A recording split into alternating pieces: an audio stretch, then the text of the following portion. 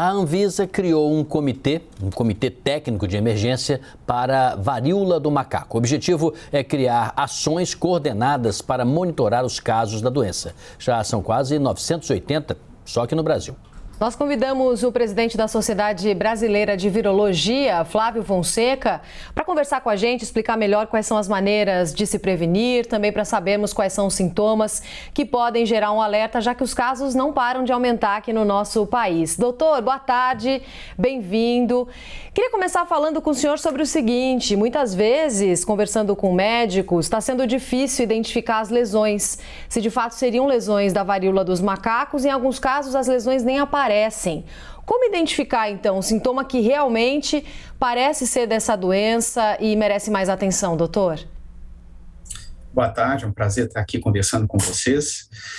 Então, realmente, é uma doença que tem duas fases, né? A primeira fase, que é o que a gente chama de pródromo, é uma fase em que os sintomas são muito semelhantes à maioria das doenças virais. Então, vem com febre, calafrio, dor no corpo, e isso se confunde realmente com outras doenças virais, principalmente, né? Mas tem uma segunda fase que tem dois sintomas que são bastante típicos. O primeiro sintoma que aparece é o que a gente chama de íngua, né? São os linfonodos que ficam inchados na região do pescoço, debaixo dos braços, na região inguinal, né? Na virilha, eles costumam ficar inchados. Depois que essas ínguas surgem, aí sim devem surgir as lesões, é o quadro mais típico, que são lesões que se caracterizam inicialmente como uma pústulazinha, né, como se fosse uma picada de pernilongo. Depois aquela pústula, ela vira uma vesícula, como se fosse uma espinha, e aí ela ulcera. Quando ela ulcera, ela gera um líquido que tem muito vírus, por isso essa doença tem esse caráter infeccioso, porque esse líquido que sai das lesões, ele tem muitas partículas virais, muitos vírus, né? E aí essa lesão, normalmente, ela ulcera, depois ela cicatriza e vira uma escara, uma cicatriz. Esses dois últimos sintomas são os mais típicos. Pode haver alguma manifestação mais rara, onde não há, por exemplo, o surgimento da lesão? Pode, mas é bastante raro.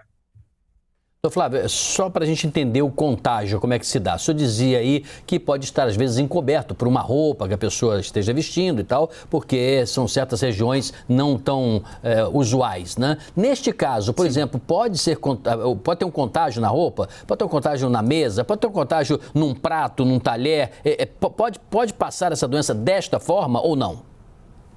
Pode sim. Na verdade, isso é uma história até antiga, né? A varíola, por exemplo, é sabido que os conquistadores espanhóis traziam cobertores, né, usados por pacientes com varíola e entregavam para os índios, né, para os ameríndios aqui na América do Sul. E assim eles se contaminavam com varíola. Isso pode acontecer com a varíola do macaco também, né, com a varíola dos macacos, que a gente chama de monkeypox, porque essas lesões, elas liberam esse líquido pode então sujar roupa, cobertor, roupa de banho, né, toalha, isso tudo é infeccioso. Se essa pessoa usar um outro utensílio também, como se ela tiver uma lesão na mão e ela pegar um garfo, por exemplo, esse garfo ficar sujo com esse líquido que sai da lesão, isso também pode ser infeccioso para uma outra pessoa, né? O contato principal, né, que transmite essa doença é o contato íntimo pele a pele, né? E não é necessariamente um contato sexual. Ele é íntimo porque as pessoas têm que estar com a pele encostada uma na outra para que o líquido presente nessas lesões contamine a outra pessoa.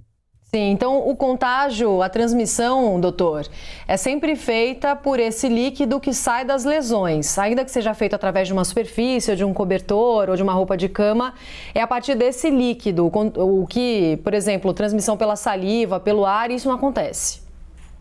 Não, isso também pode acontecer, mas através de um mecanismo diferente, por exemplo, da COVID. A COVID, né, é uma infecção pulmonar do epitélio da garganta, a pessoa tosse, espirra, aí ela elimina aquele spray, né, que são gotículas muito pequenininhas, que a gente chama de aerossol, e que elas viajam por até 60, 70 metros, por isso a COVID é tão infecciosa. No caso da varíola dos macacos, ou monkeypox, né, essas lesões que aparecem na pele, elas também podem acontecer na garganta, na traqueia, e isso coça, incomoda, aí a pessoa tosse. Só que, diferentemente da Covid, o vírus não está presente em aerossóis, em spray. Ele está presente naquelas gotículas que saem da tosse, por exemplo, os perdigotos, né? Gotículas maiores de saliva, que viajam menos, elas vão no máximo até 3 metros de distância da pessoa que está tossindo. Então, ela não se espalha e se dissemina pelo ar como a Covid, mas ela pode ser transmitida pelo ar para uma pessoa que está ali próxima, no mesmo ambiente, né, num contato próximo. Realmente, né, Roberta, é preocupante, né, porque se está ainda dominando a doença. Muito rapidamente, doutor, muito rapidamente, os médicos hoje, eles podem passar por algum curso de aperfeiçoamento, porque é tudo novo para todo mundo também, né? A gente falava exatamente isso, né? Os médicos mais antigos conviveram com a varíola, cujas lesões são muito parecidas com as lesões da varíola do macaco. Os mais novos, ou seja, aqueles que se formaram depois de 46, depois de 75, 76, 80, já não viram mais essas lesões. Então, essa reciclagem é muito importante para que eles reconheçam. Hoje, o reconhecimento do paciente infectado é a nossa maior arma para poder conter a infecção, já que eles têm que ser isolados. Dr. Flávio Fonseca, muito obrigada pelas suas explicações aqui bem didáticas para a gente entender melhor sobre a transmissão da varíola dos macacos. É claro que estamos todos aprendendo, né, nessa fase aqui da doença. Muito obrigada pelas suas informações. Até a próxima, doutor. Até a próxima, um prazer.